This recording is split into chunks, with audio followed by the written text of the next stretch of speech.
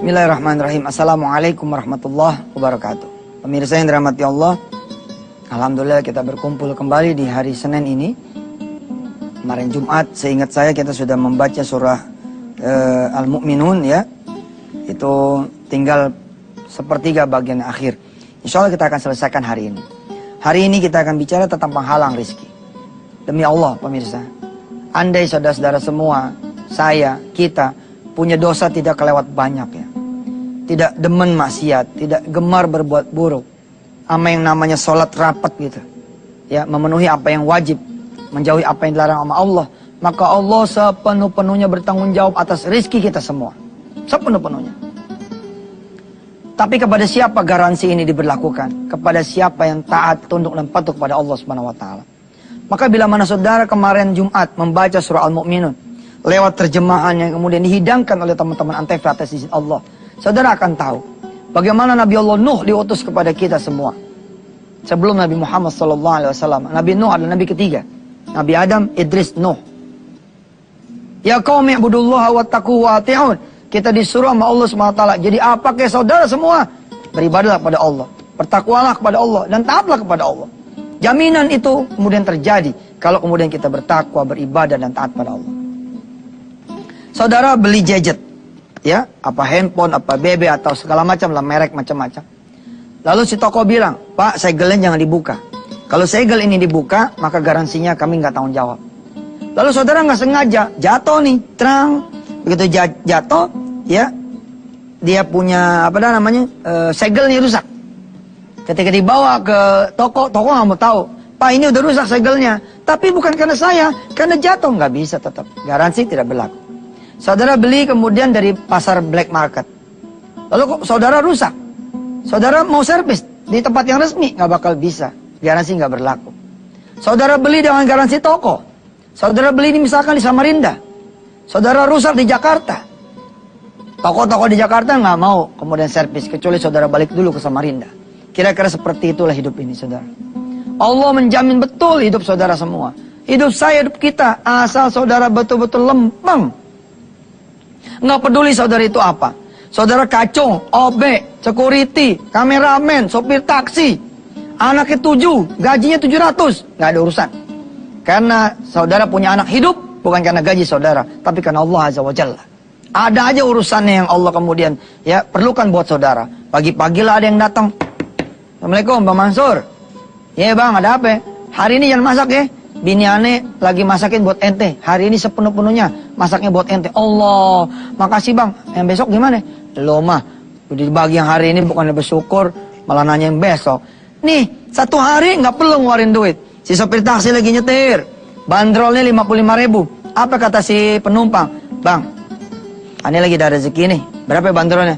55. Ini buat ente 1 juta. Titip salam anak-anak ente semua ya. Mudah-mudahan Allah pertemukan kita lagi. 7 juta pak, 55 cuman, udah buat ente. Allah penuhi. Kenapa? Hari itu anak ente yang pertama mau masuk SMP, butuh duit 600.000, dikasih sama Allah. Tapi kalau ente aneh gitu semua jadi makhluk Allah yang gak diingat sama Allah nggak mau tanggung jawab, nggak mau tanggung jawab. Ada juga diambil sama Allah, ada diambil sama Allah. Udah pengen beli mobil nih, pakai cerita dirampok tengah jalan. Ayo. Udah pengen beli rumah nih, dan udah kebeli tuh rumah, itu rumah sengketa. Ayo. Nggak bisa kemudian kita ambil. Kita punya hidup ini enteng pemirsa, enteng. Asal apa? Asal kita dapat ampunan Allah Subhanahu wa taala. Bagaimana kemudian kita dulu belajar 8 prinsip menjadi pengusaha. Ternyata di antara prinsip itu adalah faghfir lana. Kita minta ampunan pada Allah Subhanahu wa taala. Kemudian prinsip yang berikutnya apa? Wa qina adzabannar. Jaga diri kita dari apa yang membuat kita menjadi susah diri sendiri. Terutama nanti susah di hari akhir, susah di alam kubur, susah di padang mahsyar, susah di yaumul hisab. Itu yang kita pentingnya. Insyaallah pemirsa, hidup ente pada lagi susah. Daripada banyak persoalan hidup, minta ampun sama Allah, minta ampun. Kalau sudah diampuni sama Allah, terang lagi hidup. Utang bakalan lunas. Bini bakalan kembali ke pangkuan kita. Anak yang tadi ngelawan melulu sama kita, bagaimana nggak ngelawan? Anak kita empanin sama harta haram melulu. Nih anak, waduh, jadi musuh kita. Ente pikir karena salah ngedidik? Bukan, karena salah ngasih makan bisa juga anak jadi ngelawan. Ente punya tetangga nggak ada yang baik sama ente. Bagaimana mau baik ente mau sama tetangganya? Ente juga nggak pernah kenal. Tapi begitu ente minta ampun sama Allah Azza wa Jalla, la ilaha illallah Muhammadur Rasulullah, Allah bikin kemudian semua berbalik lagi. Anak kemudian dia dekat sama kita, bini balik ke kita, pekerjaan dapat lagi, proyek kemudian jalan lagi, utang lunas lagi dan semuanya. Apakah begitu mudahnya kita memohon ampun pada Allah? Yang kalau kita sudah di depan Allah Azza wa Jalla, kita minta ampun lalu ampunan itu diberi. Ternyata tidak semua orang diberikan hak, diberikan kesempatan untuk memohon ampun kepada Allah. Mau lihat buktinya? Ntar, kita terusin di segmen yang berikutnya. Mudah-mudahan, nastaghfirullahaladzim wa natubu ilaih. Kita mohon ampun pada Allah dari semua dosa-dosa kita.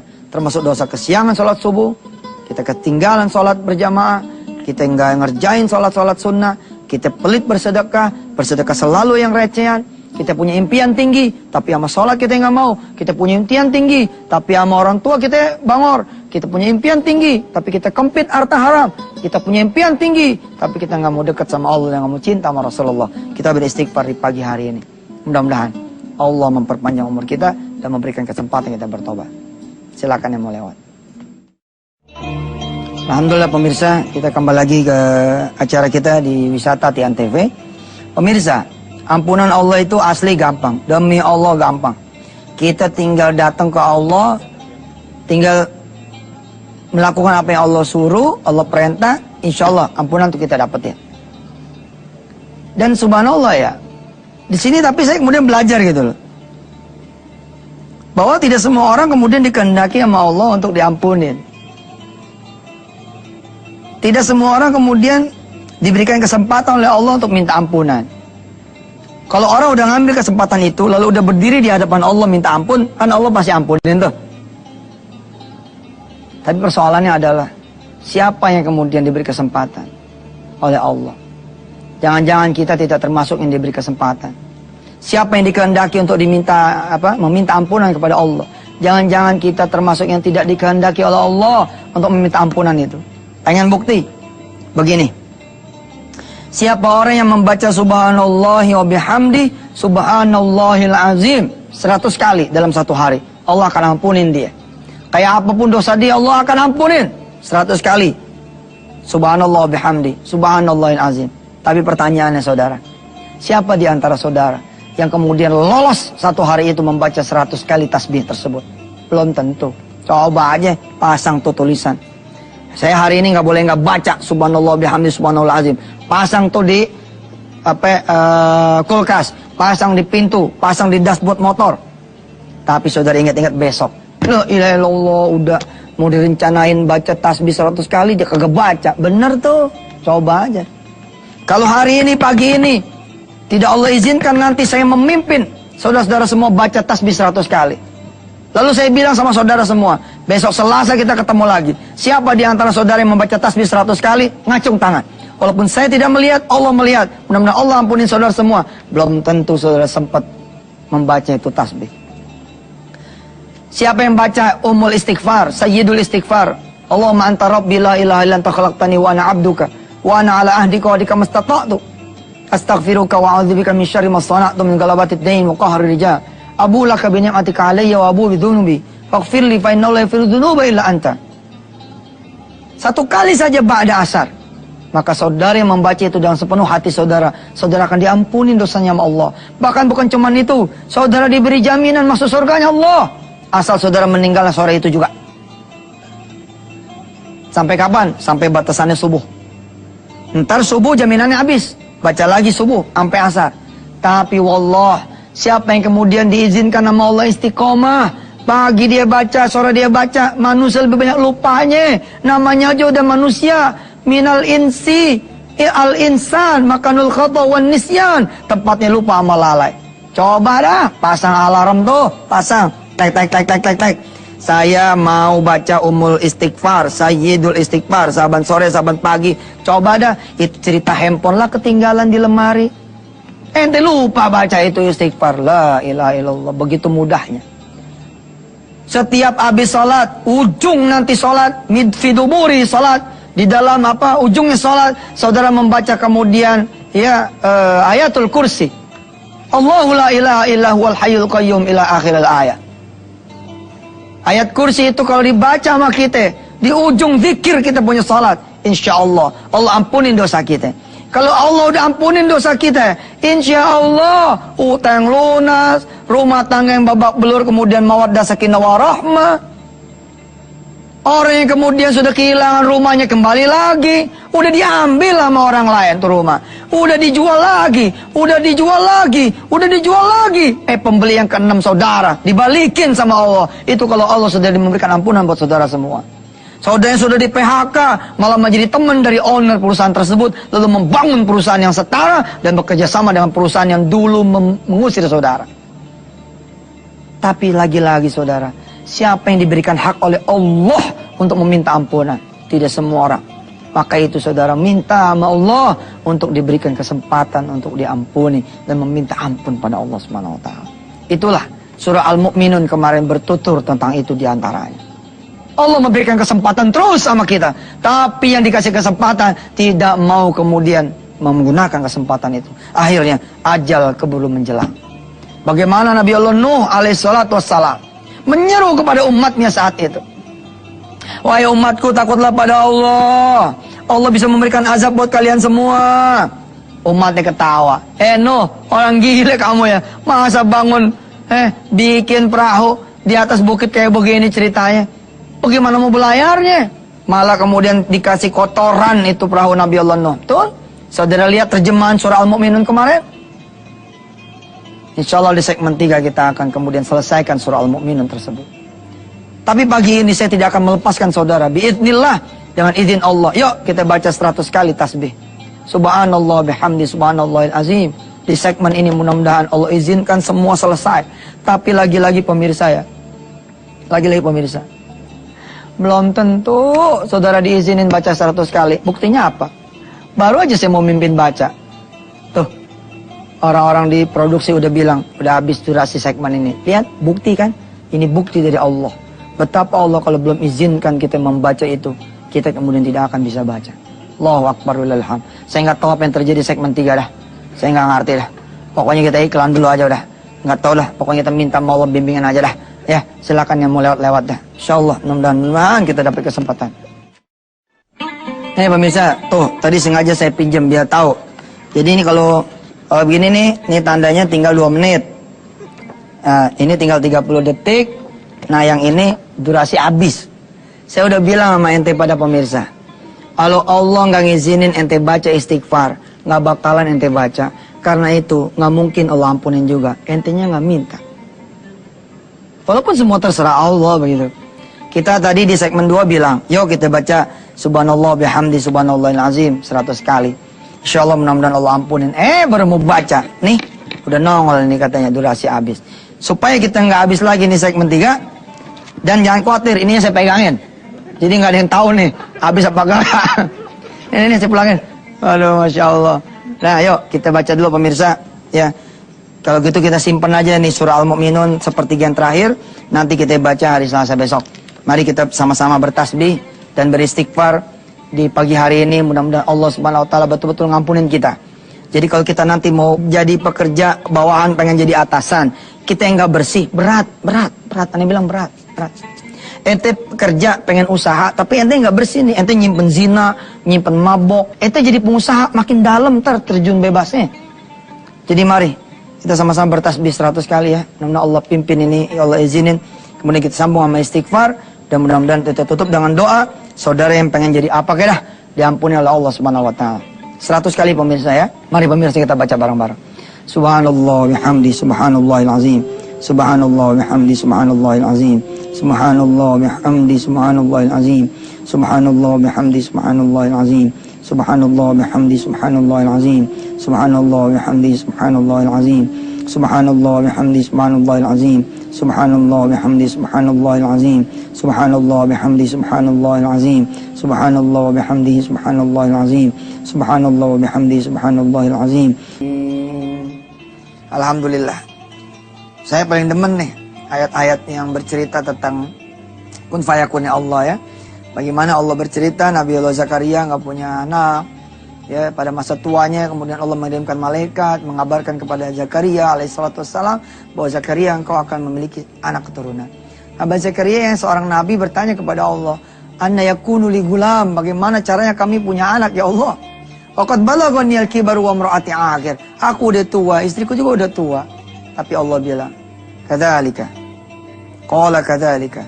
Allahu yaf'alu ma yasha. Qala kadzalika Allahu yaf'alu ma yasha. Udahlah.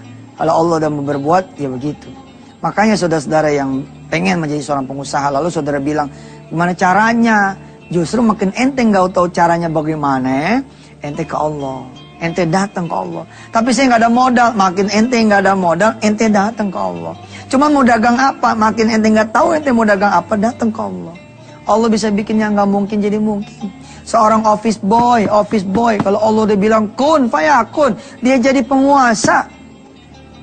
Saya punya teman guru honorer di satu madrasah, honorer jauh banget.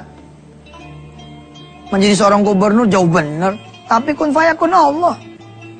Diajak menjadi wakil, subhanallah. Dia menjadi wakil gubernur. La ilaha illallah Muhammadur Rasulullah. Kalau Allah udah punya mau tuh. Sebaliknya juga, hari ini kita akan bicara tentang bagaimana seseorang ya yang sudah menjadi pengusaha bahkan jatuh. Mari saudara lihat. Harusnya saudara begini nih posisinya. Lihatin. Coba sini, lihat. Nih. Nah, harusnya begini kan? Nah, sunatullahnya nih. Harusnya begini nih kehidupan manusia. Naik terus. Ya. Atau begini deh. Set, cek, cek. Set, cek, cek. Set, cek, cek. Set, cek, cek. Nah. Bagaimana diagram kehidupan saudara? Ada yang begini nih diagramnya. Ciut, blong. Ciut, blong. Ciut, blong. Wah, ini mah iramanya bangsa jantungnya knockdown kali ini. Tahu nggak jantung knockdown gimana? Ada nggak tuh jantung knockdown? Ada aja Yusuf Mansur mah. Diagram yang benar tuh kira-kira begini atau begini atau begini nih. Begini diagram nih.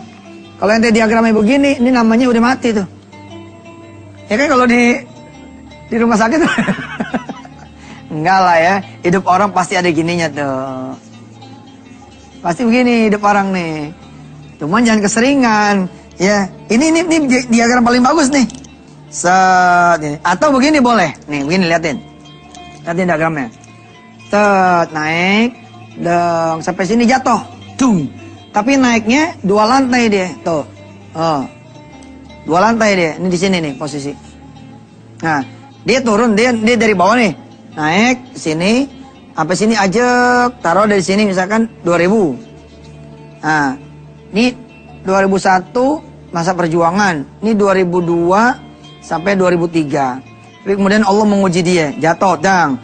Di sini misalkan periode 2004, 2005. Ya. Ini 2005 masih di bawah, tapi dia naik lagi sampai kemudian 2006.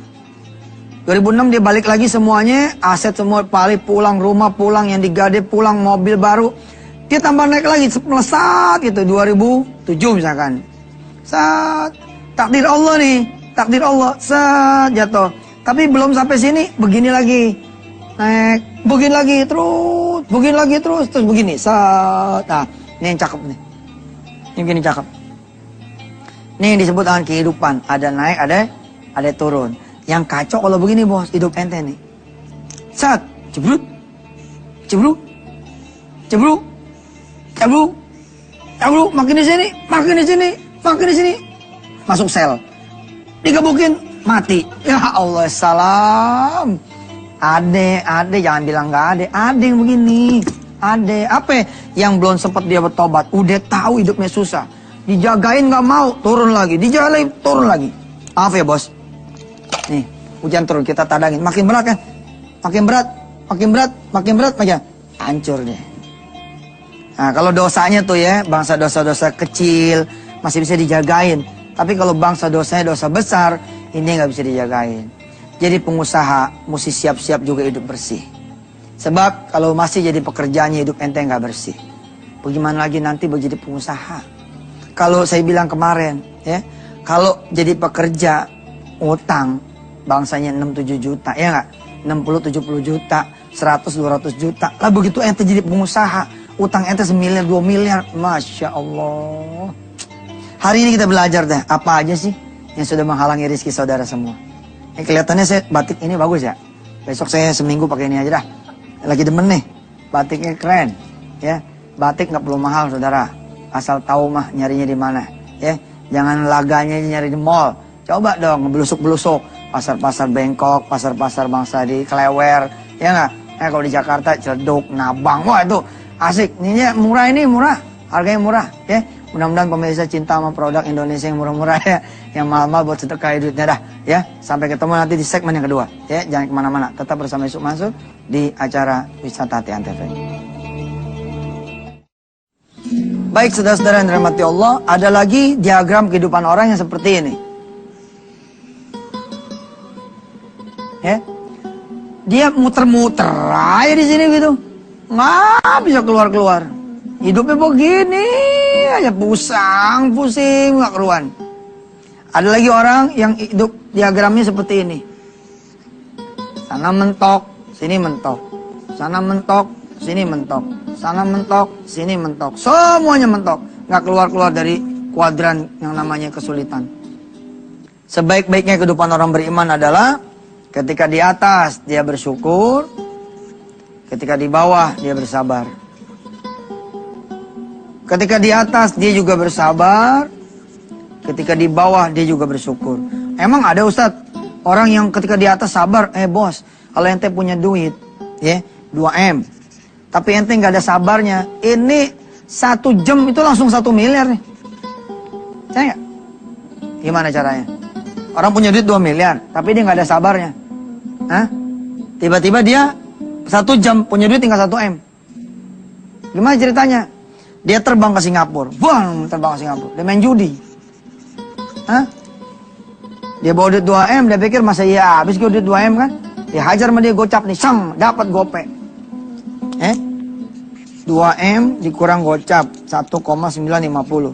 Tapi malah dapat 500. Berarti 54 jadi 2450. Makin ragus dia. Hah? Ditiban lagi sama dia nih. 50. Tinggal 2,4. 50 dapat lagi gope sini. Jadi 2,9. Wah, makin keren deh. Dicoba jajal taruh 900. 900 ditaruh, 2,9 kurang 9, 0, 2 miliar kan? Tapi yang 9 ini, ya, yang 900 ini menang deh, jadi 9M. Di sini berapa? 11M. Begitu dia 11M, dia taruh semuanya. Hah? Geser sama dia semua, serat gitu. Subhanallah. Pada saat itu hancur. Atau apalagi kalau dia punya duit kagak ada sabarnya, dia beli mobil. Hah?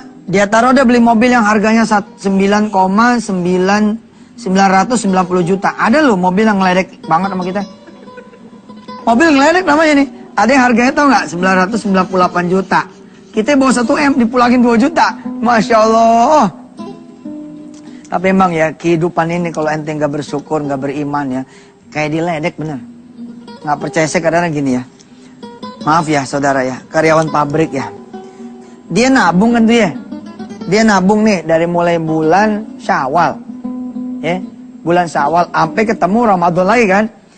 Begitu tanggal 1 menjelang tanggal 1 Syawal, kan dia ke mall tuh.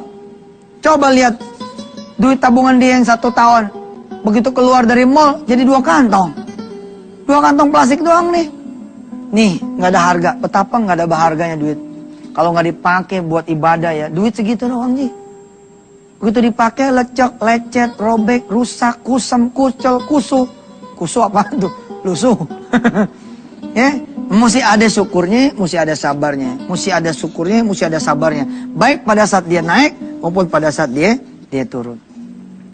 Kalau kehidupan saudara udah mulai ada tanda-tanda seperti ini, sat-sat turun, malah ngejebrembeb. Nah, kalau bisa, begitu di sini nih, ente di sini nih, ente megang warisan nih, tahun 2005, ente megang warisan 100 juta. Tapi begitu dipakai, jatuh 50 juta. Pakai lagi, jatuh lagi, 0. Mestinya di sini ente tobat. Ada apa tuh? Ada apa tuh? Apa yang menghalangi rezeki ente, gerak ente, langkah ente, usaha ente? Apa tuh?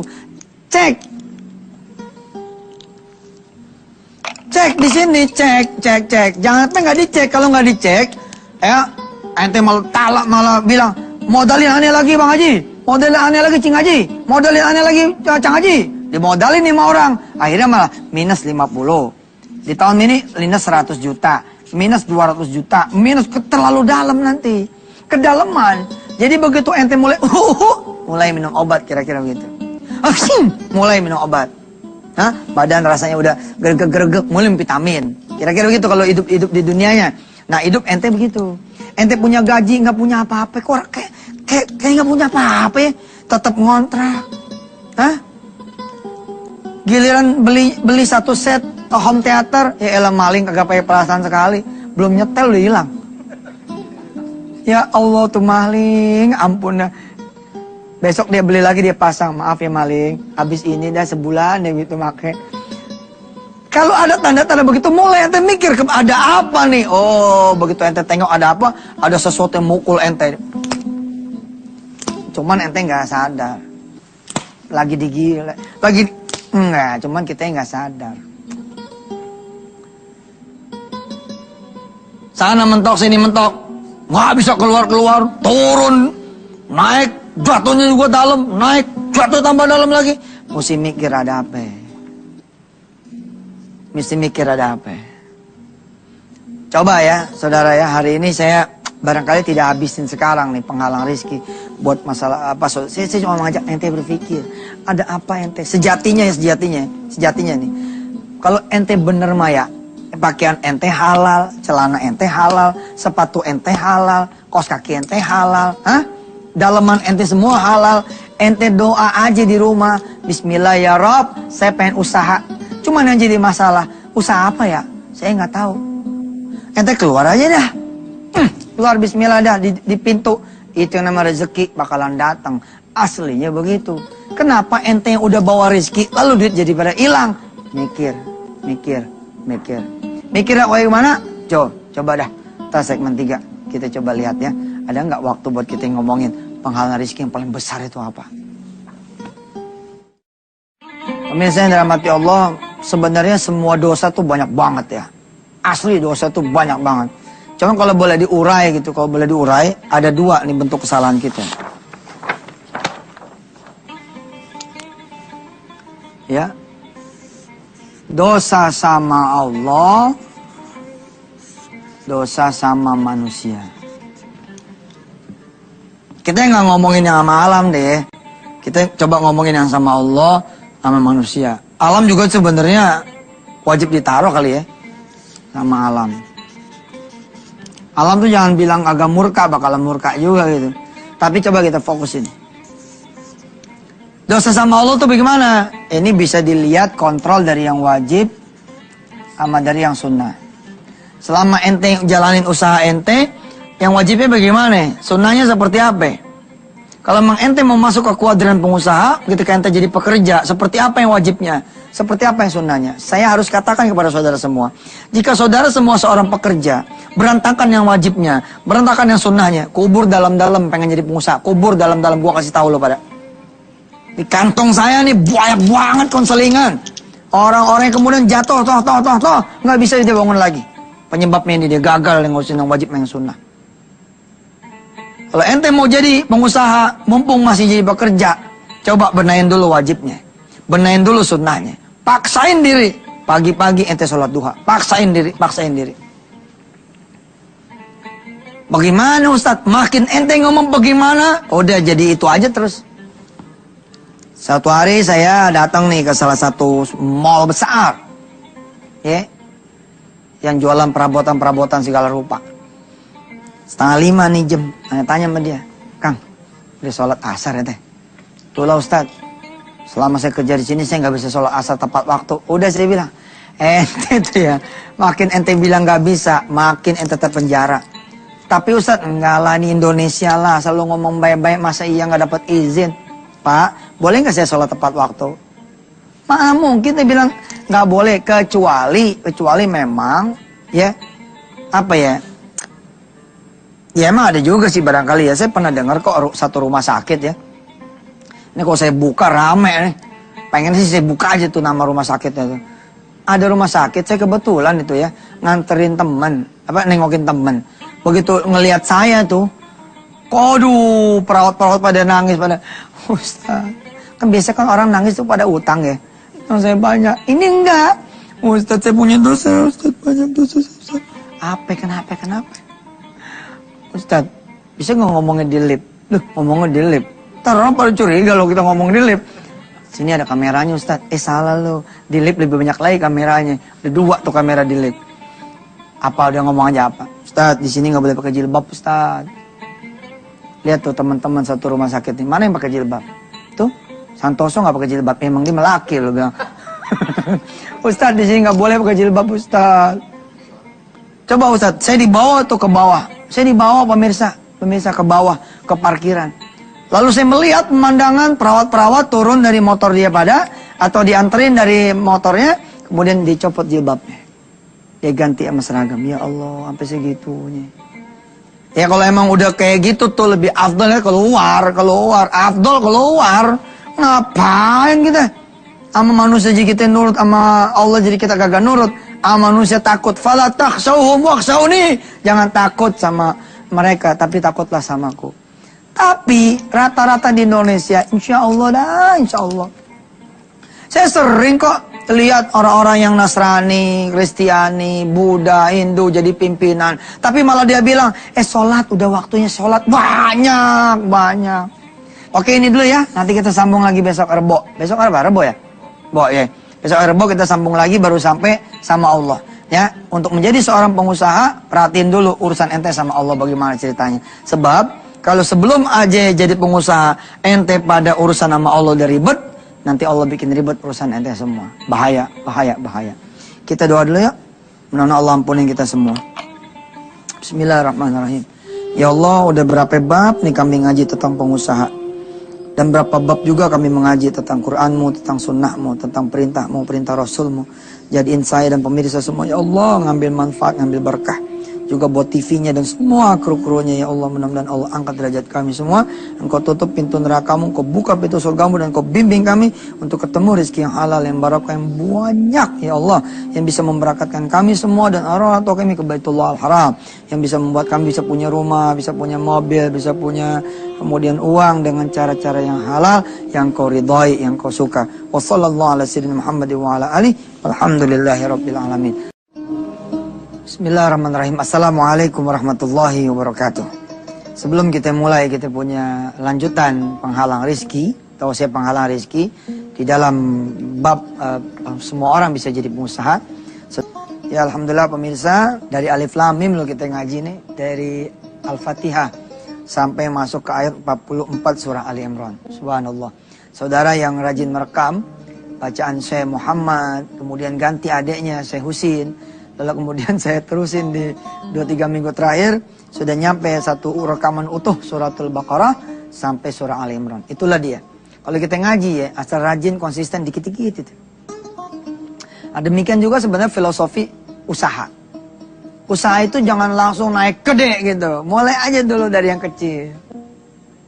Ente pengen jadi pengusaha dealer mobil, bagaimana caranya? Gampang. Ente punya mobil enggak? Itu dia Ustaz. Itu dia gimana? Ada 2 nih, itu dia ada, itu dia enggak. Itu dia ada sih sebenarnya, tapi ini punya mertua. Coba dong. Baik, sini. Pertama yang ente mesti yakinin adalah yourself. Ya. Tulisannya bener ya? Ini deh, ya jelas. Yang harus Anda yakini adalah diri Anda dulu. Bila Anda mau bawa proposal, bawalah proposal itu ke dalam diri Anda sendiri. Anda percaya nggak Anda bisa berhasil? Anda percaya nggak Anda bisa dagang? And then, ya, dan kemudian yakinkan behind you. Yakinkan orang-orang sekitar Anda. Bila Anda saat ini nunggangin satu mobil, ya, tapi ini adalah punya mertua, belongs to your mother-in-law. Maka ini kan sebenarnya udah modal nih. Ente coba dong ngomong sama mertua. Assalamualaikum Mbak. Waalaikumsalam. Sehat mantu? Sehat Mbak. Apa sehat? Sehat. Bapak pikir lagi adem kagak nih? Emang ngapa nanya-nanya pikiran Bapak adem apa kagak? Mau jual mobil Bapak? Wah, langsung mata melotot. Buat apa? Begini Mbak, saya mau mulai usaha. Daripada pusing-pusing mikirin usaha apa, usaha jual mobil Bapak aja. Maksudnya, saya tuh mau jadi apa ya? Jual beli mobil bekas. Kita jual aja dulu mobil Bapak. Ntar kalau mobil Bapak bisa dijual nih Pak, ntar kan kita bisa belanja lagi mobil-mobil yang lain. Oh begitu mantu. Iya deh, kalau gitu nggak boleh ya. Kirain iya. Kalau emang begitu gimana ceritanya? Ada nggak yang salah? Dari cerita ini ada yang salah? Ada yang salah, ya. Ternyata sebelum meyakinkan diri ente, nih, yakinkan dulu Allah. Baru paham ya? Ini penyebab ente pada selalu mentok begini. Ente yakinkan dulu Allah. Caranya gimana? Nih, kita udah belajar kan bab-bab yang dulu. Segala sesuatu ada asbabnya. Apa sih yang menghalangi ente? Kemarin kita udah belajar kan? Ente kehalang sama yang wajib keteteran, yang sunnah apalagi. Jangan bicara qobliyah ba'diyah. Jangan bicara sholat sunnah tahiyatul masjid. Ente ke masjidnya cuma sholat Jumat. Sholat Jumat juga datangnya azan kedua. Bagus tuh kalau azan kedua. Kalau emang azan ketiga ya ada gimana? Ente datang lagi tuh azan ketiga. Ada yang udah datang bubar. Akhirnya pura-pura jalan bareng gitu. Padahal dia baru bubar datang. Belum kelewatan wadah. Ada orang yang sama sekali nggak pernah dia sholat subuh. Ada loh orang yang nggak pernah sholat subuh. Banyak tuh, banyak. Kalau gini ya. Kalau emang ente pada sholat subuh, nggak bakal susah hidup ente. Itu aja rahasianya. Kalau ente pada susah hidup, itu tandanya sholat subuhnya pernah nggak benar. Kalau pernah nggak benar, benerin dulu. Maka saya suka bilang, pekerja, karyawan, orang-orang yang pada pengen jadi pengusaha, termasuk yang udah jadi pengusaha, supaya nggak begini. Ente jadi pengusaha tidur bablas, dihantam sama Allah ente. Itu yang disebutnya yang saya kemarin bilang, punya warisan 100 juta 2005. 2006 bukannya naik malah tinggal 50. 2007 malah tinggal 0. Terus 2008 ente paksain naik terus. Ente jalanin terus. Apa ente bilang? Kalau jadi pengusaha tuh mesti gigih. Kalau rugi 50 juta biasa.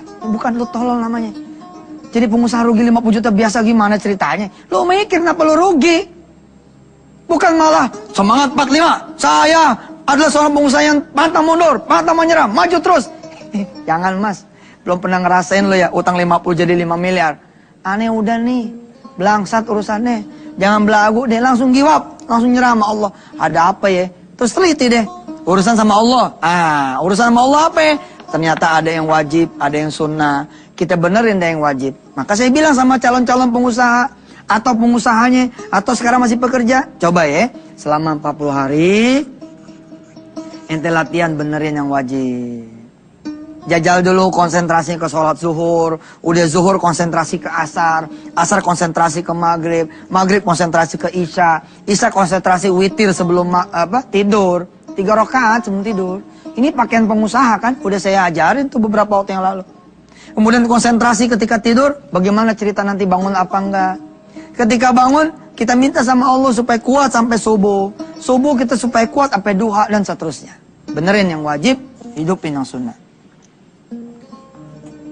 Bila mana ente menyimpan dosa zina di sini, minta ampun dulu sama Allah, minta maaf dulu sama Allah. Ente punya dosa doraka sama orang tua, beresin dulu tuh. Beresin dulu semua supaya ente jalan. Nggak ada halangan. Ya? Kita coba nanti hari ini kita ngomong ya, penghalang rizki yang berupa kesalahan kita sama manusia. Di sini saya banyak jatuhnya juga nih. Mudah-mudahan pemirsa yang saat ini melihat dan saya punya salah sama ente pada. Saya minta maaf. Mudah-mudahan Allah memaafkan kita semua. Dan Allah memberikan kesempatan buat kita untuk mengurus urusan kita di dunia sebaik-baiknya. Supaya kita nanti menghadap Allah dalam keadaan yang yauma la yanfa'u malu wala banun illa man atallaha biqalbin salim. Hati kita udah bersih. Dosa kita udah nggak ada. InsyaAllah. Jangan kemana-mana pemirsa. Ya tetap bersama Yusuf Mansur di Wisata Tian TV. Baik, Alhamdulillah masih bersama Yusuf Mansur. Pemirsa, masih ada kesempatan buat saudara punya anak-anak keturunan untuk mendaftarkan diri anak-anak saudara di pesantren Tahfiz Darul Quran ya, di Ketapang Cipondo ataupun di Cikarang.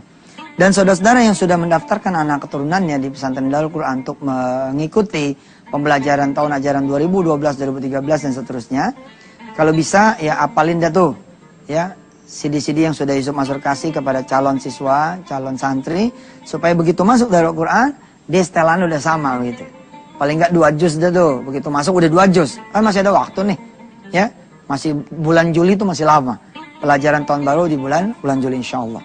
Dan kepada saudara-saudara semua yang punya anak keturunan, saya doain semuanya bisa menjadi anak keturunannya, anak keturunan dari generasi penghafal Al-Quran, insya Allah. Taib, kita balik lagi. Di sini, diri saudara dulu nih. Make it clear. Your sin, clear it. Dosa anda semua, habisin. Habisin. Banyakin istighfar, tegekin yang wajib, hidupin yang sunnah. Ya. Terus kalau ada dosa sama manusia bagaimana? Ente tuh ya, kalau kerjaannya suka nyusahin orang. Ya. Nyulitin orang. Nanti akan berbalik semua ini kepada diri ente sendiri. Bukan kepada siapa-siapa. Buat kita-kita juga itu kesulitan dan kesusahan. Ustadz, saya tuh punya salah masih ayat. Tapi saya tuh nggak berani, ya Allah Ustadz. Datang ke dia tuh nggak berani. Ya udahlah sama, aneh juga nggak berani. Sama lah, manusiawi. Terus gimana caranya? Kita berdoa sama Allah. Supaya dikasih keberanian. Berdoa sama Allah. Supaya dikasih kesempatan.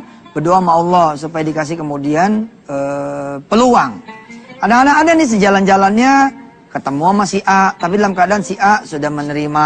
Lalu si A bilang, ya udah, kapan mau beresinnya? Ah begitu. Saya juga punya dosa ya Allah, pemirsa. Kalau tahu dosa Yusuf Mansur ya inilah saya ini mengajar nih dalam kerangka untuk ngabisin dosa saya ya. Mudah-mudahan Allah SWT menerima amal ibadah saya semua dan kemudian menghapus dosa saya. Jangan sampai ada yang kemudian anak turunan saya nerima akibat perbuatan saya, insyaallah. Baik pemirsa, ya saya sering bilang sama pekerja, karyawan, calon pengusaha, apa sih yang ente udah siapin? Kalau ente mau berhenti itu apa sih yang udah disiapin? Suka begini nih orang ngomong ya. Alhamdulillah Ustaz, ane udah punya tabungan, kira-kira mah cukup dah buat ane hidup sebelum dapat proyek gitu. Oh ya, udah berapa ente punya? Ada 100 juta Ustaz. Buat saya ini bahaya nih. Ada lagi yang ngomong begini. Apa yang udah ente siapin kalau ente mau jadi pengusaha? Oh, kebetulan saya bisa bengkel dikit saat ya. Terus sudah ada beberapa teman yang mempercayakan perawatan mobilnya, perbaikan mobil-mobil perusahaannya itu ke saya. Jadi umpama saya kata berhenti, saya udah punya proyek, udah punya klien. Atau saya udah punya begini, saya udah bisa begini, saya udah siap ini, saya udah siap itu. Tapi semuanya dunia. Buat saya, itu masih masalah. Kenapa masalah? Begitu ente berhenti, terus anak ente sakit, operasi, yang mengharuskan ente ngabisin duit ente. Udah mau berhenti, duit nggak ada. Sering begitu kan? Begitu ente berhenti, duit dipakai bisnis rugi. Kenapa? Karena ente sandarannya kemana? Sandarannya ke duit, sandarannya ke proyek, sandarannya ke peluang. Kenapa ente mau berhenti? Udah ada yang nawarin ini Sat, proyek Sat buat aneh Sat. Insya Allah kita bisa ngerjain proyek itu. Ini semua masih absurd. Bukan absurd ya. Enggak. Maksudnya itu semu gitu loh. Absurd sama semu sama gak? Beda, tulisannya absurd depannya A, semu depannya S. Ya kira-kira gitu. Ini belum pasti gitu loh. Jadi kalau ada karyawan ngomong begini, Sat doain ya, aneh pengen jadi pengusaha nih. Apa yang ente udah siapin? Insya Allah Sat, aneh mau ngejejak sholat malam, 40 malam. Ini udah malam yang ke-23, itu dia baru benar. Paham? Aneh udah banyakin tobat Ustaz, banyakin tobat, itu baru benar. Bangsanya dia nggak jadi pengusaha pun, itu duit dia bakalan banyak. Sebab apa? Sebab rizki mah bos. Mau jatuh ke pekerja kek, mau jatuh ke pengusaha kek, sebenarnya skor akhir itu sama aja. Apanya sama sih Ustaz? Pengusaha punya mobil, bos kalau nggak dipakai tuh dia nggak punya namanya. Lu lihat, pengusaha-pengusaha, makin dia pengusaha gedean tuh, itu bajunya makin ancur-ancur atau apa enggak. Aneh pernah ketemu kok sama pengusaha hebat banget. Bajunya bolong. Apa dia bilang? Oh iya nih 2 hari aneh nggak mandi. Ih sama. Pengusaha gede nggak mandi 2 hari. Emang kenapa bapak nggak mandi 2 hari? Hidup aneh rapat melulu, di atas pesawat melulu. Nah itu dia. Itu dia. Kita bicara skor akhir bos. Kalau kita bicara skor apa yang terlihat di depan, ini memang masalah. Contoh. Ustadz, kalau kata Ustadz sholat tepat waktu itu bisa bikin orang rezeki yang banyak. Kenapa merebut rezeki yang dikit? Itu kan pertanyaan orang belum namanya. Kenapa lu nanya sama gue? Yang ngasih rezeki Allah nanya sama gue. Ya tanya sama Allah dong. Apa ya benar? Kalau emang harus dijawab nih, apa yang benar? Emang merebut itu miskin? Coba lu jajarin berdua sama pengusaha. Lu cek jantungnya dia sama jantungnya pengusaha. Lu cek ginjalnya sama dia sama ginjalnya pengusaha. Lu cek kakinya dia sama kakinya pengusaha. Lu cek umurnya dia sama umurnya pengusaha. Asal ketemu sama pengusaha yang tidak soleh, kalah itu. Kalah itu. Cek lagi sama anak, udah makin gak ketemu deh. Cek lagi sama istri, nah merebut istri 2. Tuh. Hebat kan merebut Indonesia mah pusing aja ya teh. Kita yang Ustadz kalah. Ustadz emang ada merebut bini 2? Banyak. Banyak. Kadang-kadang supir taksi bini 4. Betul gak? Tukang becak bini 4. Lah yang keren-keren bini 1. Mubazir banget kan. Ustadz ngelantur dah. Ya deh lewat dulu deh yang mau lewat. Daripada makin ngelantur. Maafin deh. Silakan lewat. Alhamdulillah pemirsa. Mohon maaf ya. Kadang-kadang pagi-pagi itu suka namanya mulut ya kan. Oh lagi apa. Begini ngajar. Mohon banyak. Maafnya dah. Pemirsa gini ya. Ada aturan sebenarnya. Kalau nyari ustadz itu. Jangan nyari ustadz yang gak ada salahnya. Ente gak bakal ketemu. Sampai mana juga gak bakal ketemu. Namanya ustadz manusia ya kan. Ada aja salahnya. Sama juga ente nyari temen yang gak ada salahnya. Gak bakal punya temen. Mesti banyak-banyak maklum. Ente punya saudara. Ngarepin saudara yang benar melulu. Gak bakalan punya saudara ente. Ente ngarepin bini benar melulu. Gak bakalan punya bini. Ente istri ngarepin nih suami bener melulu nggak bakalan. Jadi gimana? Saling pengertian. Ustadz yang bikin salah, ya lu mengerti. Ente yang bikin salah, ustadznya yang ngerti. Teman bikin masalah, temannya satu ngerti. Insya Allah kalau begitu keadaannya bagus dan saling mengingatkan. Makasih. Kita lanjut. Cek dulu apa urusan sama Allah, apa urusan sama manusia. Kemudian sebisa mungkin, bukan berarti kita nunggu sampai bersih banget ya. Nggak ada lah orang bersih banget. Ya, susah juga lah. Kalau misalkan dosa dia zina, bagaimana cara ngebersihinnya? Taunya bener bersih tuh gimana? Kan nggak ada yang tahu juga. Ya, ente durhaka sama orang tua, sedangkan orang tua udah meninggal misalkan. Gimana urusannya? Yang paling penting ada usaha. Jangan sampai Allah lihat ente nggak ada usaha. Ada usaha gitu loh. Ketika Allah lihat, maka saya suka pakai angka tuh ya, 3 hari, 7 hari, 14 hari, 21 hari, 40 hari. Nah 41 hari ke 41 inilah baru ente buka toko gitu kira-kira. Tapi boleh gak sih Ustadz, jangan nunggu 41. Misalkan di tengah-tengah ini udah langsung buka, boleh. Terus berproses. Terus berproses. Paham ora? Kok tuh biasa pakai ora? Paham gak? Nah, kalau ente kemudian seperti itu, mau jadi pengusaha nih, ngomong sama istri. Apa ya modalnya ya? Istri ngingetin. Bang, kata Ustadz modalnya iman. Cakep. Cakep. Kata Ustadz modalnya iman. Abang sholat, abang doa sama Allah. Lagian kan abang punya mobil. Tapi kan ini mobil mertua. Insya Allah dah bang. Yang punya mertua kan Allah. Hatinya mertua, ya hatinya Allah. Kupingnya dia, kupingnya Allah. Abang ngomong sama Allah, insya Allah mertua. Masa iya nggak ngizinin sih? Kita sholat jadi mantu. Ya Allah mudah-mudahan mertua saya ngizinin nih mobilnya saya jual, saya pakai buat dagang, buat ngambil mobil lagi ya. 1 jadi 2, 2 jadi 4 kira-kira begitu. Kira-kira cukup nih ngomong sama Allah 3 hari, 7 hari gitu ya.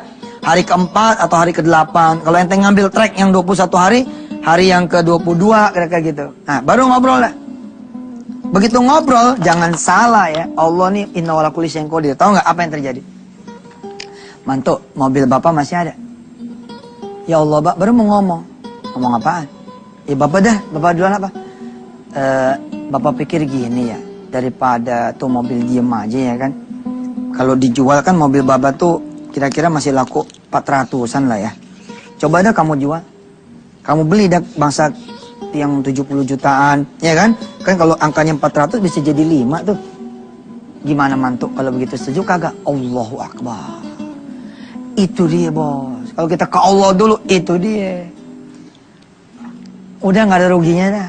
Nggak ada ruginya. Nengok belakang minta ampun sama Allah, nengok ke depan doa sama Allah. Minta belakang ampun sama Allah, depan minta sama Allah. Terus begitu. Insya Allah. Nggak ada lagi deh yang ngalangin rezeki ente. Semua dosa ente, bang, dilipat sama Allah Subhanahu Wa Taala. Ente datang, Allah bilang, kalian datang kepadaku dengan dosa segede gunung, aku akan memberikan ampunan segede gunung lagi. Ente pada datang dengan dosa sebanyak buih di lautan, aku punya ampunan yang lebih banyak daripada buih di lautan. Innahu ghafurur rahim. Pemirsa yang dirahmati Allah, saya punya janji baca surah Al-Mu'minun bagian terakhir. Besok kita baca sambil kita ngaji surah Nuh tentang istighfar. Terima kasih banyak, sampai ketemu. Mudah-mudahan Allah Subhanahu Wa Taala mempertemukan kita kembali. Ambil yang baiknya dari Yusuf Mansur, buang kalau memang itu jelek dan tidak berguna. Wassalamualaikum warahmatullahi wabarakatuh. Saya kalau udah ketemu kalimat-kalimat kun fayakun tuh ya, saya pengen sedih dah. Karena emang manusia ini yang sering ditakutkan ya sama Rasulullah. Ini udah ya, sampai mertua kemarin ya. Yang ditakutkan sama Rasulullah apa coba? Yang ditakutkan sama Rasulullah itu adalah dha'ful iman. Yang ditakutkan sama Rasulullah adalah ente berkurang keyakinan. Utang lah nggak bakal lunas, usaha lah nggak bakal maju, modal lah nggak bakal dapet, penyakit lah nggak bakal sembuh, nggak bakalan melulu. Padahal ada siapa? Ada Allah. Apakah tidak cukup buat kita Allah? Ntar kalau udah ada barangnya, pembeli siapa? Dikasih pembeli, ntar pembelinya cash apa enggak? Nanya melulu. Kalau nanya melulunya sama Allah, nggak apa-apa. Allah mah makin banyak ditanya, makin keren. Saya kan ngajarin toh ke pemirsa semua tentang tauhid kan. Kita masih ya membahas tentang penghalang rezeki.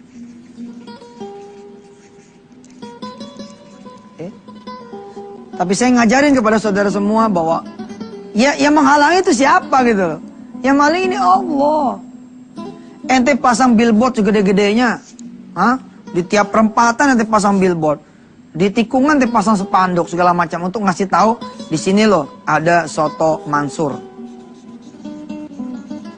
Kalau Allah bilang jangan ada hambaku yang melihat, bagaimana caranya wahai malaikatku? Bikin itu spanduk, bikin itu billboard, bikin itu iklan, nggak ada yang lihat, nggak ada yang baca. Siapa juga yang bakalan baca? Ente punya warung sepi mulu, parkirannya lebar, luas, tapi Allah bilang jangan ada hambaku yang masuk wahai malaikat.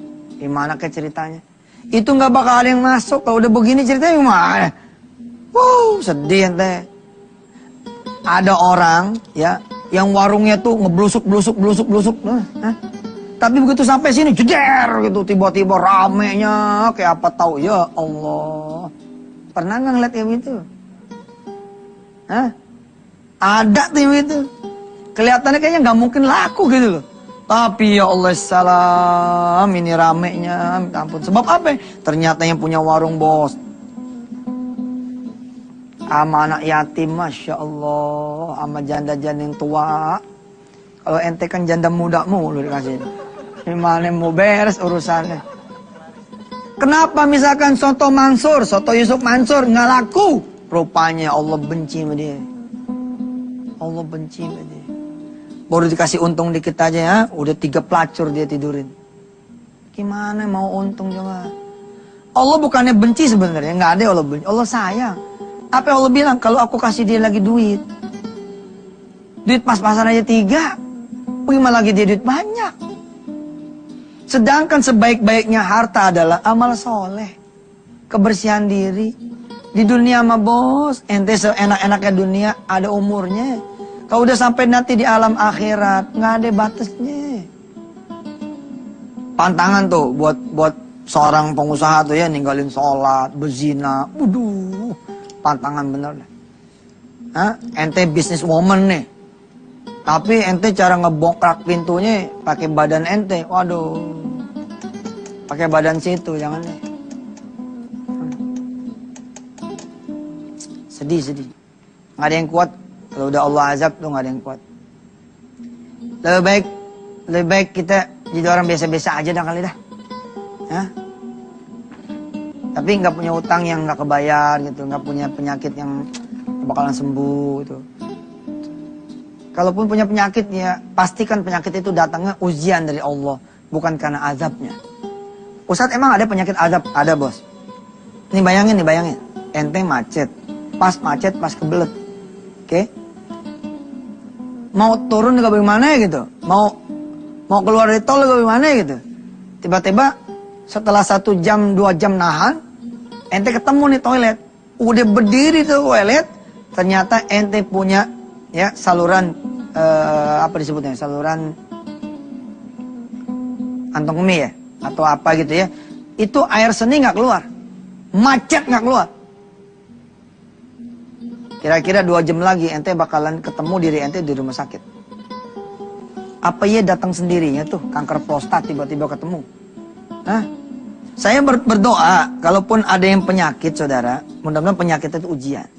Tapi kalau si orang yang punya kanker prostat umpama kata naudzubillah min dzalik, dia mendapati dirinya ya sering meniduri perempuan yang bukan istrinya. Ini namanya azab. Kalau udah kayak begini bos, ente punya pemasukan 4 miliar sebulan juga udah nggak laku tuh. Tapi don't worry lah, yang azab juga Allah Maha Pengampun kok. Asal minta ampun bener-bener lah sama Allah. Dan kajian kita bukan buat orang lain ya, bukan berarti pemirsa nih langsung tunjuk-tunjuk. Gua tahu nih lu sering jajan, jangan begitu. Itu buat kita, ya, bukan buat orang lah, bukan buat orang lain. Baik pemirsa, kita istirahat dulu, iklan yang mau lewat-lewat dulu. Kita punya janji sepertiga Al-Mu'minun yang terakhir kita akan baca. Jadi nanti segmen kedua kita langsung baca surah Al-Mu'minun bagian yang terakhir. Silakan. Baik pemirsa ya, sebelum kita sama-sama baca sepertiga surah Al-Mu'minun yang terakhir, mulai dari 93 nanti kalau tidak salah ayatnya, saudara, saya mengingatkan, meremind, sebelum saudara menjadi pengusaha, pastikan diri saudara bersih dulu, clear. Yang sudah menjadi pengusaha, ya bersih-bersih dirilah. Dengan banyak zakat, sedekah, istighfar, ya, mencintai masjid. Apalagi udah jadi pengusaha ya kan, nggak diatur lagi sama orang. Harusnya makin ibadahnya makin cakep. Jangan makin jadi pengusaha, kerjanya makin senang dugem, makin senang kemudian mabok, makin senang ngeboat. Nanti jadi nggak beres. Ya, perhatikan nanti ayat yang akan segera kita sama-sama baca dan dengarkan. Ayat ini Masya Allah. Bila mana kebaikan saudara lebih banyak daripada keburukan saudara, maka saudara akan beruntung. Tapi bila mana keburukan saudara lebih banyak daripada kebaikan saudara, maka siap-siaplah menjadi orang yang merugi. Jadi umpama saudara saat ini punya kehidupan dalam dimensi kesusahan, barangkali memang kebaikan saudara yang kurang. Mudah-mudahan dengan cara kita ngaji, hari ini kita dapat hidayah dan taufik dari Allah Subhanahu wa taala. Baik, yuk mari kita ikuti bersama sepertiga surah Al-Mu'minun yang terakhir, yang beberapa hari lalu sudah kita baca sampai 2/3 halaman, 2/3 surah. Bismillahirrahmanirrahim. A'udzu billahi minasy syaithanir rajim. Bismillahirrahmanirrahim. Qul rabbi imma turiyanni ma yu'adun. Rabbi fala taj'alni fil qaumil zalimin. Wa inna ala an nuriyaka ma na'iduhum laqadirun. Idfa' billati hiya ahsanus sayyi'ah. Nahnu a'lamu bima yasifun. Wa qul rabbi a'udzu bika min hamazatis syayatin. Wa a'udzu bika rabbi an yahdurun. Hatta idza jaa'a ahadahumul mautu qala rabbi irji'un la'alli a'malu salihan fima taraktu kalla إنها كلمة هو قائلها ومن ورائهم برزخ إلى يوم يبعثون فإذا نفخ في الصور فلا أنساب بينهم يومئذ ولا يتساءلون فمن ثقلت موازينه فأولئك هم المفلحون ومن خفت موازينه فأولئك الذين خسروا أنفسهم في جهنم خالدون تلفح وجوههم النار وهم فيها كالحون ألم تكن آياتي تتلى عليكم فكنتم بها تكذبون قالوا ربنا غلبت علينا شقوتنا وكنا قوما ضالين ربنا أخرجنا منها فإن عدنا فإنا ظالمون قال اخسئوا فيها ولا تكلمون قال اخسئوا فيها ولا تكلمون قال اخسئوا فيها ولا تكلمون إنه كان فريق من عبادي يقولون ربنا آمنا فاغفر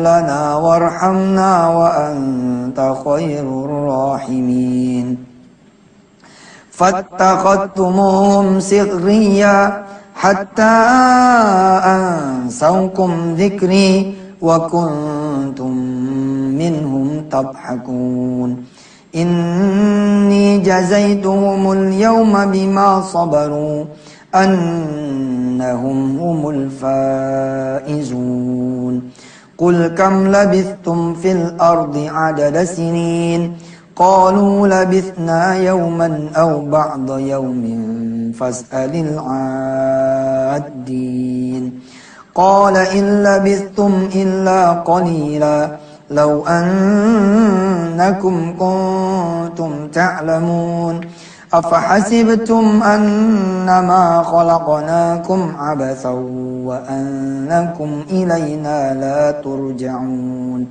فتعالى الله الملك الحق لا إله إلا هو رب العرش الكريم ومن يدع مع الله إلها آخر لا برهان له به فإنما حسابه عند ربه إنه لا يفلح الكافرون وقل رب اغفر وارحم وأنت خير الراحمين صدق الله العظيم.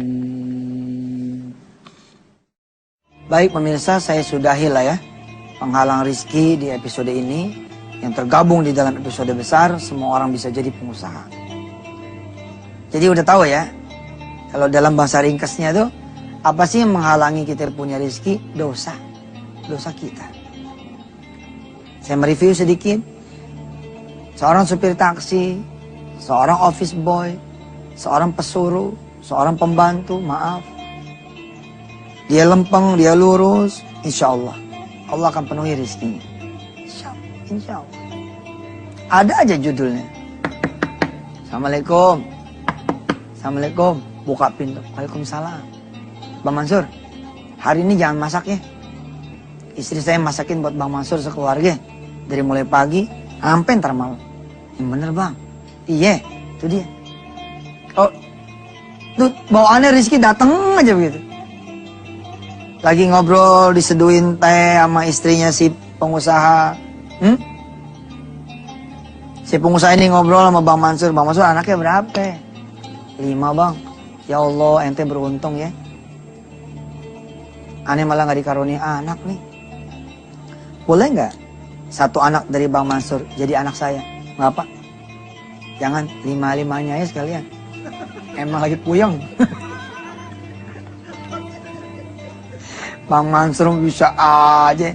Iya Pak, silakan Pak, anak yang mana yang Bapak mau pilih? Apa dia tinggal di rumah Bapak? Apa tinggal di... Enggak, tetap tinggal sama Pak Mansur. Saya ngambil jadi anak saya tuh di urusan rezeki dia.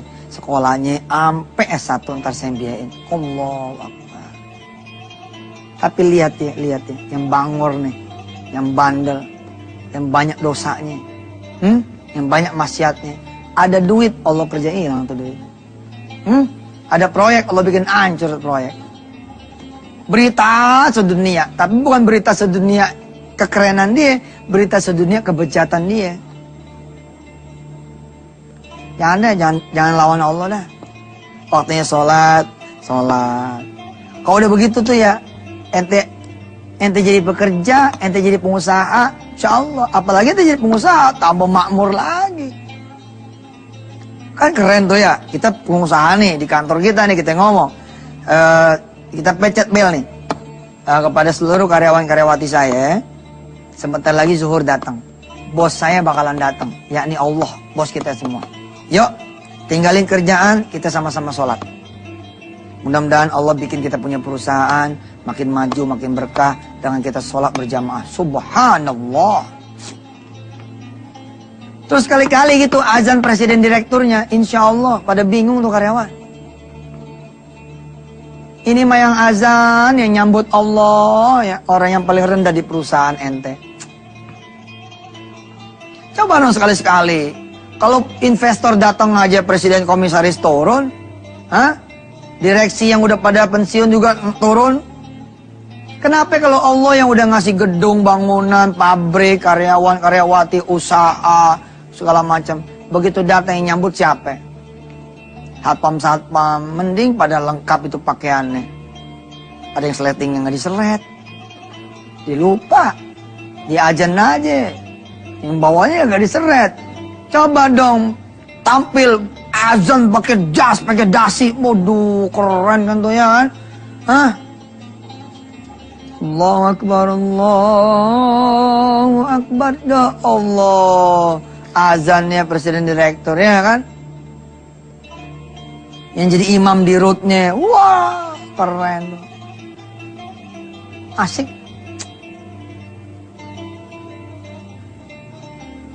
Mudah-mudahan deh. Kita jadi pengusaha yang disenengin sama manusia, disenengin juga sama Allah. Kita jadi pengusaha yang sukses di dunia dan dikenali sama malaikat-malaikat Allah. Oh dia mah hebat. Tapi yang ngomong kayak gitu bos, bukan tetangga doang.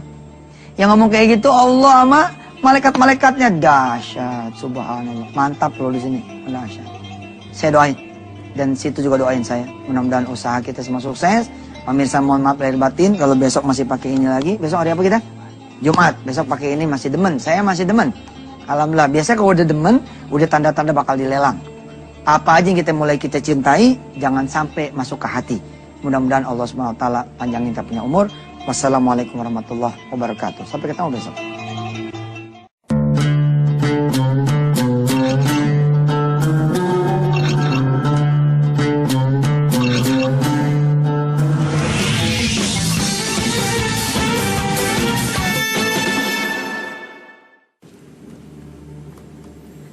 Bismillahirrahmanirrahim. Assalamualaikum warahmatullahi wabarakatuh. Pemirsa yang dirahmati Allah, saya hari ini ada kedatangan sahabat dari Pontianak, Ustadz Muhammad Fahmi dari Ahlus Safa. Insyaallah kita akan bercerita-cerita tentang burdah, ya tentang puji-pujian kepada Rasulullah Sallallahu Alaihi Wasallam. Dan memang ketika saya kecil, saya juga akrab dengan banyak salawat, ya menumbuhkan kecintaan kita kepada Rasulullah Sallallahu Alaihi Wasallam.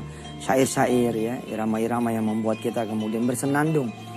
Lalu kemudian lewat senandung itu kita belajar tentang kisah Rasul, bagaimana Rasul dilahirkan, bagaimana Rasul kemudian berjuang, hingga kemudian Rasulullah wafat dan seterusnya. Pemirsa yang dirahmati Allah, tanpa barangkali panjang lebar mengingat waktu yang terbatas, ya di sebelah saya sudah ada Ustadz Muhammad Fahmi. Ya, Assalamualaikum Ustadz. Waalaikumsalam warahmatullahi wabarakatuh. Antum nulis apa ini? Ini kebetulan Ustadz nulis burdah ini. Burdah ya? Iya. Bisa dijelasin tuh pemirsa burdah apaan gitu. Barangkali ada yang belum tahu. Siap. Pemirsa yang dirahmati Allah Subhanahu wa taala, Assalamualaikum warahmatullahi wabarakatuh. Waalaikumsalam. Alhamdulillah. Di kesempatan kali ini Allah Jalla Jalaluh memberikan kita semuanya hidayah dan rahmatnya, sehingga kita sedikit membahas tentang keutamaan Al-Burdah. Al-Burdah ini asal katanya Al-Bur'ah, yaitu penyembuh. Bukan hanya menyembuhkan penyakit zahir saja, tetapi menyembuhkan penyakit kita punya batin, hati, dari penyakit iri, dengki, riya, sum'ah, dan lainnya dari sifat-sifat syaitaniyah. Kemudian Al-Burdah ini dikarang oleh seorang imam yang bernama Al-Imam Muhammad Al-Busiri, karena beliau saking cintanya kepada Nabi Muhammad sallallahu alaihi wasallam, beliau memberanikan diri untuk mengarang beberapa bait atau bait dari qasidah burdahnya. Sehingga sebelum beliau mengarang, beliau itu terkena penyakit stroke. Subhanallah Ustaz, penyakit stroke Ustaz. Sebelum mengarang tuh? Sebelum mengarang. Beliau terkena penyakit stroke seluruh badan. Akhirnya beliau memujah kepada Allah Subhanahu wa taala, ya Allah, aku memohon kepadamu ya Allah agar engkau melimpahkan sedikit dari karamahmu untuk menyembuhkan penyakitku. Subhanallah Ustaz. Ini Al-Imam Busiri, kecintaannya kepada Allah sangat luar biasa. Segala sesuatu selalu beliau gantungkan kepada Allah Subhanahu wa taala. Sehingga pada suatu malam beliau tertidur. Di dalam tidurnya Nabi Muhammad datang secara yaqzatan, secara nyata, dan membangunkan, ya Muhammad Busiri, gum min naumik, bangun dari tidurmu. Al-Imam Busiri pada saat itu antara sadar dengan tidak, dan beliau mengusap-usap matanya, dan beliau menyatakan, man antum, siapa anda? Ana Muhammad ibni Abdullah sallallahu alaihi wasallam. Aku adalah Rasulullah. Beliau kaget dan beliau menitiskan air mata. Kemudian Nabi Muhammad menyatakan kepadanya, wahai Muhammad Al-Busiri, penyakitmu ini tidak akan bisa sembuh kecuali dengan wasilah salawat yang engkau haturkan kepadaku. Kemudian beliau bertanya kepada Rasulullah sallallahu alaihi wasallam, ya Rasulullah, apa yang harus aku lakukan? Bimbinglah aku ya Rasulullah. Maka Rasulullah menyatakan kepada Al-Imam Busiri, karanglah sebuah pujian yang pujian itu engkau tunjukkan kepadaku. Setelah itu baginda Rasulullah pergi dari hadapannya. Dan keesokan harinya beliau memanggil salah seorang muridnya untuk mengambil satu lembar kertas dan satu pulpen. Beliau dipikul, karena beliau stroke, dipikul di sebuah pantai, di tepi pantai Ustaz. Jadi beliau mengarang ini tepi pantai. Akhirnya setelah persiapan ingin mengarang qasidah burdah,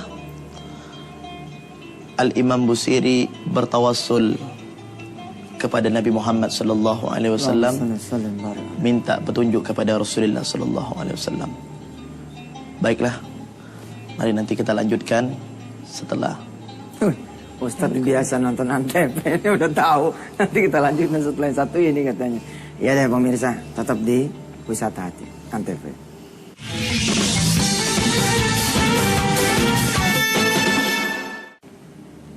Ya alhamdulillah pemirsa, ya syair atau kemudian puji-pujian sebenarnya adalah afirmasi positif ya. Apalagi kalau kemudian kita yang mengenal istilah redemption, istilah menanam yang baik-baik kepada otak kita, kepada hati kita, tentu saja kita sepakat bahwa ketika kita membiasakan hal-hal yang baik, maka kita akan punya pengaruh dari hal yang baik itu. Nah, pada pagi hari ini bersama saya ada Ustadz Muhammad Fahmi yang akan saya minta beliau menyanyikan sedikit dari Burda sebagai puji-pujian kita kepada Rasulullah SAW. Ustadz, barangkali bisa terusin sekalian dimulai, Ustadz. Baik. Kasidahnya. Sedikit Ustaz Yusuf Mansur, saya menambahkan. Jadi setelah Al-Imam Busiri memerintahkan muridnya, beliau mulailah mengarang burdah. Mari bersama-sama pemirsa yang beliau tulis dari sebagian bait yang berada di tulisan ini. Ya Rabbi bil Mustafa balligh maqasidana waghfir lana ma madah ya wasi'al karami Muhammadun sayyidul kaunaini wa thaqalain ni wal fariqain min urbin wa min ajami. Jamaah nyambut ya. Sama-sama. Ya Rabbi bil Mustafa balligh maqasidana waghfir lana ma madah ya wasi'al karami.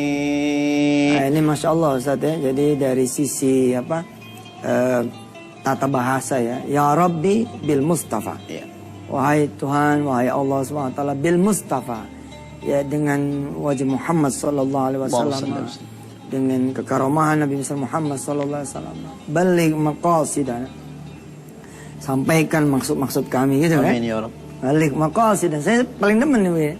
Waghfir lana ma madha, ampuni yang sudah lewat, yang sudah lalu. Ya wasi'al karami, wahai yang maha luas karomah. Ditambahin ini artinya Ustaz, bisa dijelaskan ke pemirsa barangkali? Baik. Muhammadun sayyidul kaunaini wathaqalain. Muhammad itu adalah seorang tuan, seorang panglima, seorang presiden umat, yang mana beliau penguasa alam ini yang Allah titipkan amanah kepada beliau. Al-kaunaini wathaqalain. Al-kaunaini wathaqalain. Wal fariqaini min urbin wa min ajami. Dan beliau tidak pernah membedakan antara siapapun, baik dari bangsa Arab maupun dari bangsa Ajam. Inilah akhlak Nabi Muhammad SAW yang diungkapkan oleh Al-Imam Busiri. Kemudian masuk baitnya berikutnya. Bait yang kedua, Huwal habibul ladzi turja syafa'atuhu likulli hawlim minal ahwali muqtahimi. Huwal habibul ladzi, dia adalah kekasih Allah yang selalu memberikan syafaat, dan kita sebagai umatnya selalu mengharapkan syafaat dari Nabi Muhammad sallallahu alaihi wasallam. Likulli haulim minal ahwali muqtahami.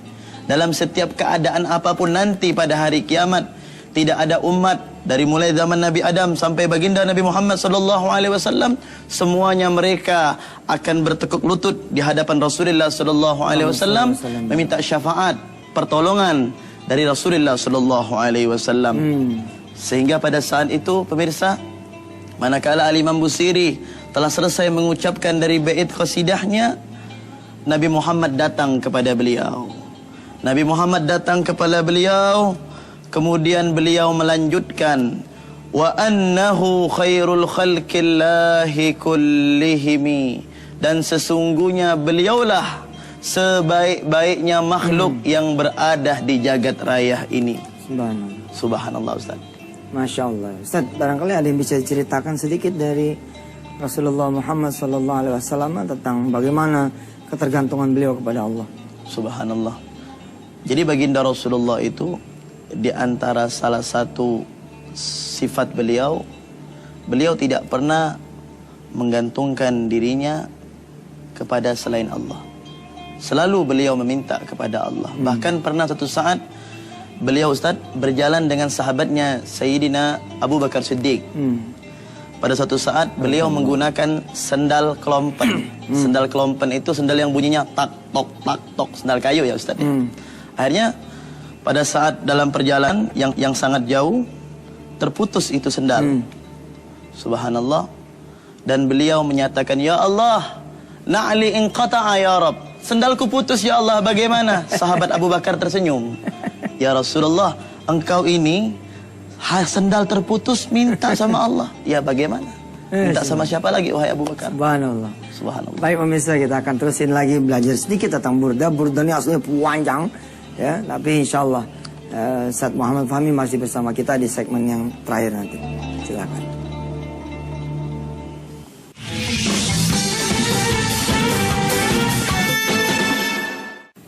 Alhamdulillah pemirsa, bagi saya pribadi ya, Maulid ya, yang di dalamnya ada pembacaan kisah Nabi. Sesungguhnya ini adalah pengajaran buat apa kita semua tentang siapa itu Rasulullah, bagaimana perjuangannya. Ustadz, saya mengingat ketika kecil ya, Maulid itu ada Maulid kecil, ada Maulid besar. Maulid kecil itu dilaksanakan 7 hari, ya, 6 hari, 6 malam. Jadi kami ketika waktu kecil tuh dipakein gamis, kemudian membacakan kisah Nabi. Dari mulai Nabi itu siapa ibunya, siapa bapaknya. Dan ini dilombakan di antara teman-teman semadrasah. Siapa yang berhak kemudian membawakan, itulah dia yang memenangkan musabaqah itu. Lalu dibawakan nih sampai kemudian puncaknya adalah Maulid besar. Maulid besar itu malam ketujuhnya itu. Sesungguhnya pada episode ini sih sebenarnya ini budaya Indonesia, dan Islam ini tasamunya Masya Allah. Jadi bagaimana kemudian kami yang waktu kecil ini belajar, oh begini ya, oh ibunya Nabi Muhammad seperti ini, oh Nabi Muhammad pernah berjalan sampai ke makamnya ayahnya, dan kemudian begini begitu sampai kemudian ketemu dengan pendeta. Banyak lagi cerita, termasuk dari qasidah ini kita belajar, Ustaz ya. Ya, burda ini adalah bagaimana isi hati seorang ulama yang namanya Imam siapa, Ustaz? Imam Muhammad Al-Busiri. Imam Muhammad Al-Busiri. Ustaz, fadal, masih ada beberapa menit. Baik. Jadi pemirsa, setelah beliau menulis fama balaghul ilmi fihi annahu basyarun, itu sempat terhenti. Beliau bermunajah kepada Allah, ya Allah, ini tulisanku terhenti ya Allah. Apa yang harus aku lanjutkan sekarang ini? Ya Rasul, beliau teriak, Ustaz. Ya Rasul, tolong aku ya Rasul. Aku ingin penyakitku sembuh ya Allah, diberkati wasilati Rasulillah. Tolong sambung ini tulisanku. Akhirnya Rasulullah muncul, Ustaz. Muncul di hadapan Imam Busiri yang saat itu muridnya juga diberikan hidayah oleh Allah untuk bisa melihat Nabi Muhammad sallallahu alaihi wasallam, dan beliau langsung menyatakan, ya Busiri, wa annahu khairul khalqillahi kullihimi. Wahai Busiri, tidak ada makhluk yang paling istimewa di muka bumi ini melainkan aku, wahai Busiri. Sehingga dalam hal ini Al-Habib Ali bin Muhammad Al-Habsyi dalam kitab Maulidnya Simtud Durar, beliau menyatakan, salatan yattasilu bihar ruhul musalli alaihi bih. Setiap salawat yang disampaikan kepada Nabi Muhammad SAW akan selalu didengar dan dijawab oleh baginda Rasulullah SAW bagi mereka yang mengaku cinta kepada Nabi Muhammad SAW. Oleh sebab itu pemirsa, bukan hanya kita hanya cinta kepada Allah, tetapi melupakan kepada Nabi Muhammad, maka cintanya itu tidak akan diakui oleh Allah Subhanahu wa taala. Subhanallah. Pemirsa ya, di dalam syair-syair salawat ya, ya Ustaz, ada domir yang dipakainya itu domir ka gitu ya. Iya. Bukan ha ya, bukan ale tapi alaika. Assalamualaikum ya Rasulullah. Assalamualaikum ya Habiballah. Assalamualaikum itu kayak memang ketemu gitu. Assalamualaikum gitu ya. Bukan apa namanya? Titip salam buat dia bunda, tapi assalamualaikum seperti memang makanya di dalam apa namanya peringatan mendekati Maulid yang memang banyak menjadi pertentangan. Apakah ini bid'ah, apakah tidak? Kalau bid'ah nanti masuk neraka. Saya pribadi sih sebenarnya begini, edukasi saja people, edukasi saja jamaah tentang mahwal Maulid. Apa isinya? Sehingga mereka iya benar juga ini kan persoalan memang hubbu Rasulullah sallallahu alaihi wasallam. Kita kemudian berusaha mencintai Rasulullah. Anak-anak sekarang lebih kenal Justin Bieber ya daripada Nabi besar Muhammad sallallahu alaihi. Tapi jangan cuma berhenti nanti di syair. Ya, melainkan harus tetap pelajari syairnya itu seperti apa. Ya. Makanya di dalam burda-burda termasuk Simtud Dorar yang ditulis oleh Al-Habib Ali itu ada terjemahan. Sehingga kita kemudian bisa mengetahui dan pelajarinya. Ya, pemirsa yang dirahmati Allah, pengen sekali terus sama Ustaz Muhammad Fahmi, tapi waktu sudah tidak memungkinkan. Di ujung ini kita sama-sama berselawat pada Rasulullah dipimpin oleh Ustaz Muhammad Fahmi. Saya Yusuf Masud sekalian undur diri. Wassalamualaikum warahmatullahi wabarakatuh. Baik. Mari bersama-sama kita baca salawat pemirsa kepada baginda Rasulullah sallallahu alaihi wasallam. يا ربي بالمصطفى بلغ مقاصدنا واغفر لنا ما مضى يا واسع الكرم محمد سيد الكونين والثقلين والفريقين من عرب ومن أجم مولاي صل وسلم دائما أبدا على حبيبك خير الخلق كلهم هو الحبيب الذي ترجى شفاعته لكل هول من الأهوال مقتهم يا ربي بالمصطفى مقاصدنا واغفر لنا ما مضى يا واسع الكرم وكلهم من رسول الله ملتمس غرفا من البحر أو رشفا من الديام يا ربي بالمصطفى بلغ مقاصدنا واغفر لنا ما مضى يا واسع الكرم فمبلغ العلم فيه أنه بشر وأنه خير الخلق الله كلهم يا ربي وعلى آل محمد.